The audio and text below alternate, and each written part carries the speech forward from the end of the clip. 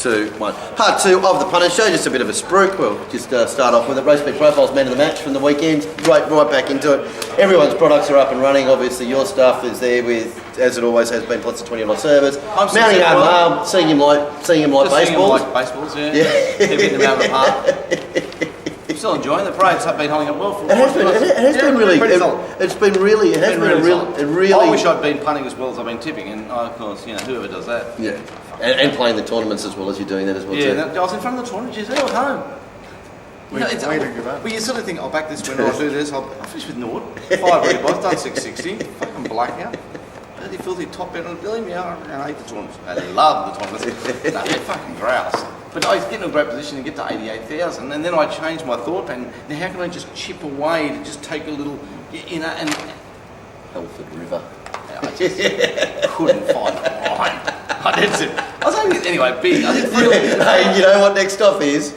Visiting your grandson a little bit more, mate. You're off the cans. You're on the cans and rocking. It's like a gift from God. My son up there, he runs the air conditioning 24/7. $1,500 a quarter. He said, "Dad, it's the cheapest bill I paid." Yeah. You just got it. Anyway, tournaments are great. Yeah, so tournaments are all on. All the products are there, but race beat profiles, we've only just started it this week, or last week started off really, really well. Package is available for the year if you wanted to jump on board, or for the $59 thing. So that's about the main news with products, because it's the one that was not up and running, and is now back up and running. So it's back up? Yeah, no, it's basically been off since we've been off with the show. I didn't know. Yeah. So race beat profiles back, ready for a huge year. I need a holiday like that. I think race beat profiles. They came back fresh as I'm fresh. taking 2 weeks off in the middle of the year. It's in my contract. Fresh. I'm going away somewhere. I'll be for sure. I'll go away definitely for 3 days. Yeah, fresh is important in this. If you don't freshen up, like even now, like I haven't really done much form coming into it, and just going in, it's almost new and it's fresh, and you get clearance. Yeah, you actually enjoy, you want to do it rather than. I think that's important. Anyway, sad news during the week. It's been a very long ongoing battle of health with Cole Tidy, but one of the fixtures in, I suppose, all of our lives in racing. And I hope the industry does do something like name a race after Cole's somewhere during the week, something. Your feature race should be, I mean, it's, Well, maybe that wouldn't be a feature, because he's a bookie, they hate bookies. Yeah, that's what I'm saying. But as well. You should. He was a breeder, he's a big part of the game, and for him to pass away, I suppose it's probably happy news for Cole and his family, because he was in bad health, lows inside, so young. mid-70s or something, was he? 74. Yeah, Sounds young. and sick for a long time too. But it was interesting to read that Brent got in contact with Ken Callender, who I think most people know are best of mates. And he said he was still going to the pub up until December, and then really went down. So that was really nice to see, actually. I bet with him for 25 years in absolute telephone numbers. Just always happy to pay me, and happy if he beat me, and just always happy. Happy not to be paid. I tell you, you can never say about Cole Tidy ever that he was a whinging bookie. No. I was once a whinging bookie. Everyone's a whinging bookie.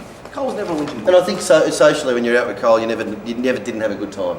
Like it was I mean, not that I spent a lot of time with him, but at the times you've been out, you'd always think, that was a good night, it was a good laugh, or whatever it was. I can tell you a great story. I know people like my stories, and it doesn't matter. I can't go into the full details of the whole story. Okay, so there's no for legal purposes. Anyway, I had to meet Cole once in the commission room, 2 hours before the first on Wednesday, and he had to bring out I'll never forget it, $348,000. That's a lot of cash to hand over to a punter. For legal purposes, that's all I can say. But anyway, he said, Glenn, here's that thing. I said, thanks, Cole. I'm in the commission room. It's $348. That's a lot of money. Yeah. ATA. For legal reasons, I can't say why. Anyway, about an hour later, Cole, he came running in the commission room. And he was dripping with sweat. He was just like panic-stricken. Because even I thought about taking off with the $348,000, but can't tell you why for legal purposes. And he said, Glenn! And I said, yes, Cole, it's all sweet. He goes, I forgot to mention. Make sure you don't lose that TAA bag. It was like, the TAA bag. He's like, I forgot to tell you, I want to get that back. I said, it should be sweet, Cole. It was kicked around, but You wouldn't get $5 for it at a garage sale. He came in a hot sweat to talk to about, which I can't talk about the money for legal purposes. No promise in the world to hand over 348 to a young nipper like me who could have been on a flight to fucking anywhere. The airport is 3 minutes away from the Ramming Commissioner. Yeah. Again, I've got to reiterate. Anyway, it's a great story. And there he was fucking shitting himself over this maroon TAA bag with the white handles. I can see the white handles on it. He walked back out of the room, he was like, oh, thank God, that bag's amazing. And I remember thinking, God, if only you knew how much I was going to long arm this man.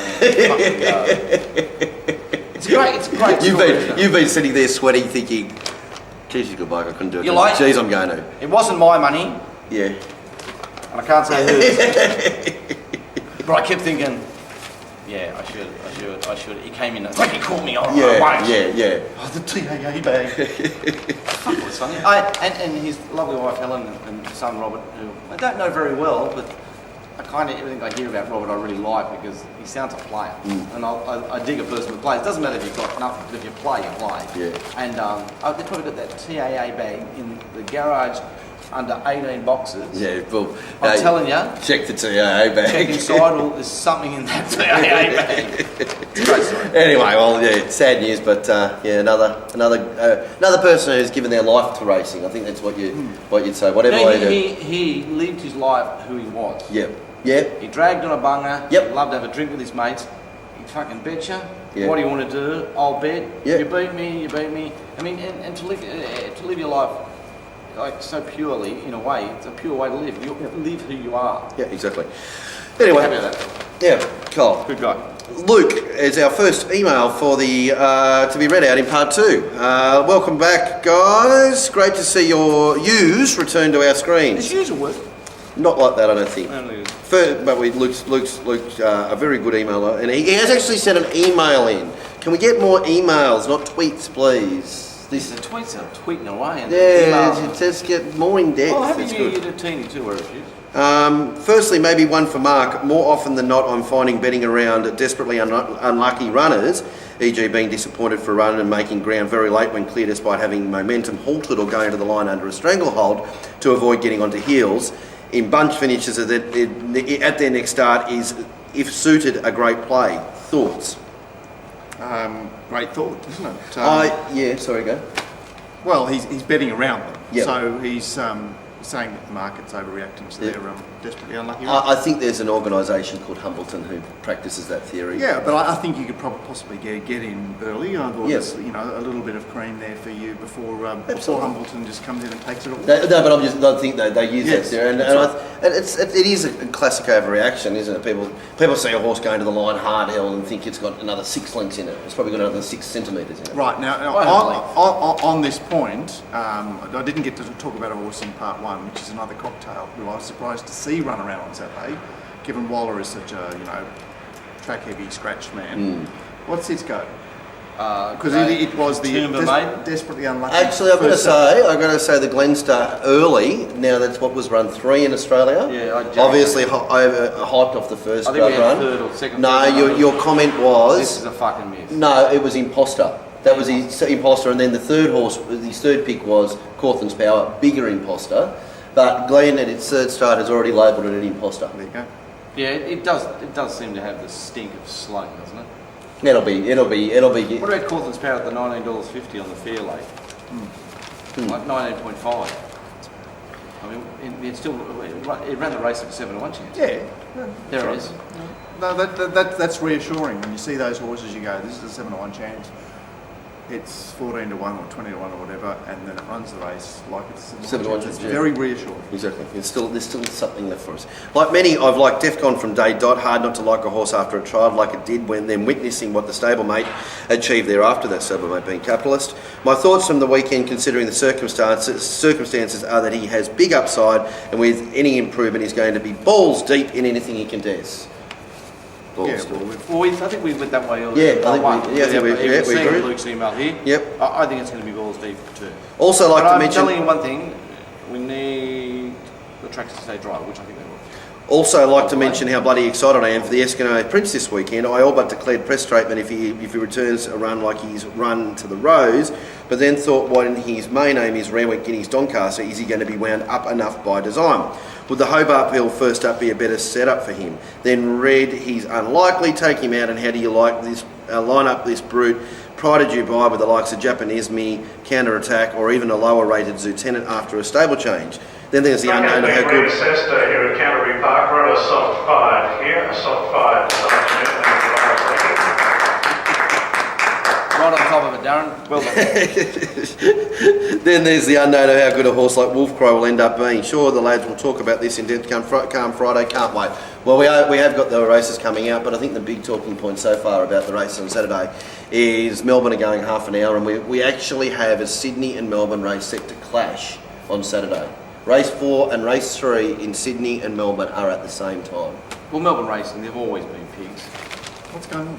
Melbourne want to try 30 minutes. We don't want to come. I don't know what the machinations of the two clubs are, and they're not getting together. But it's just silly. That's isn't it? absurd. At the It's same just- time, they're going to jump. Oh, and the thing is, because then you've got 5-minute gaps, 15-minute gaps, 20-minute gaps, so there's no It's consistency. good momentum for everybody. I think.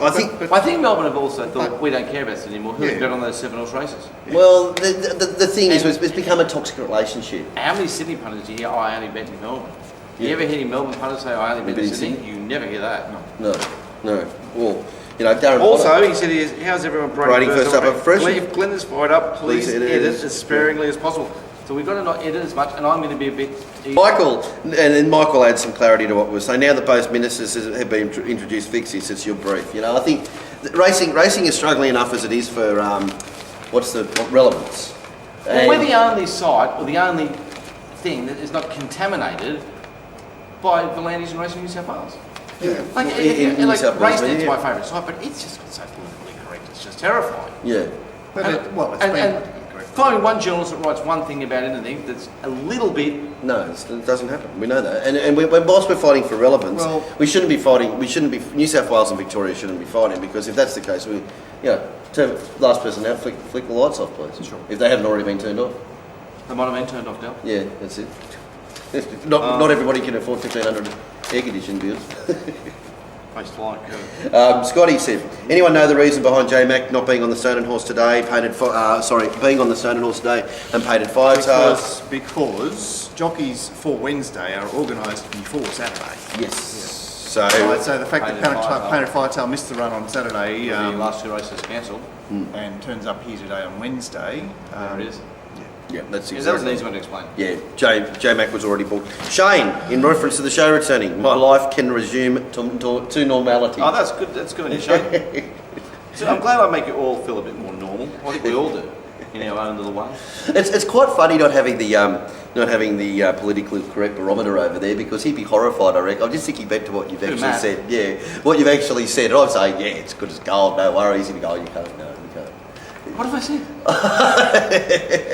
No, I said I So don't. we need to be like Weekend at Bernie's. We need to get We need somebody there. We do. Jake will watch it and he'll be horrified. Any punters this year, like, we're pretty approachable. If you ask if you want to come on the show, we're going to say yes. Yeah, come on, yeah, random guests. Surely all the time. Can we get Terry on the show this year?